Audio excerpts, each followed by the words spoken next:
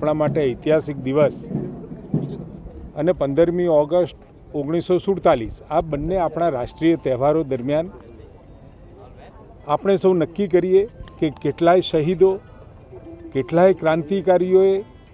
આના માટે શહીદી આપી હતી અને આપણને આઝાદી અપાવી હતી અને કેટલા ડૉક્ટર બાબા સાહેબ આંબેડકરના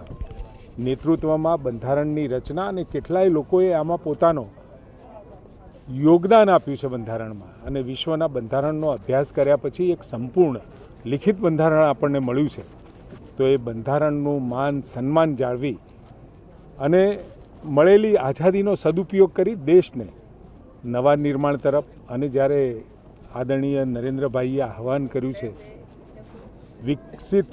વિકાસશીલ નહીં પરંતુ વિકસિત દેશની શ્રેણીમાં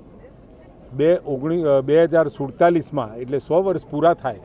એ વખત ગર્વથી આપણે માથું ઊંચું કરી અને કહી શકીએ કે વી આર ડેવલપ્ડ.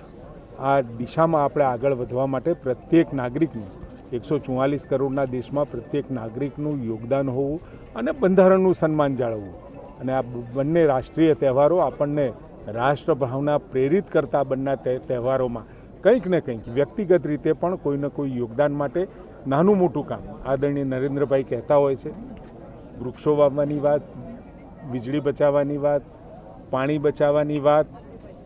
ઘણા બધા એવા વિષયો છે કે જે આપણા સામાન્ય નાગરિકો માટે ખૂબ અઘરું નથી. એવા વિષયો સાથે પણ આપણે દેશના વિકાસમાં યોગદાન આપી શકીએ છીએ. ત્યારે આ પ્રજાસત્તાક દિવસે તમામ ગુજરાત અને દેશના નાગરિકોને હું ખૂબ ખૂબ અભિનંદન પાઠવું છું અને આ બંધારણની મર્યાદા અને મર્યાદાની સાથે એની જાળવણીમાં આપ સૌ અને ચૂંટાયેલી સરકારો સાથે મળી ખૂબ સહયોગ કરી અને આવતા સમયમાં દેશને વિકસિત દેશ તરફ લઈ જઈએ.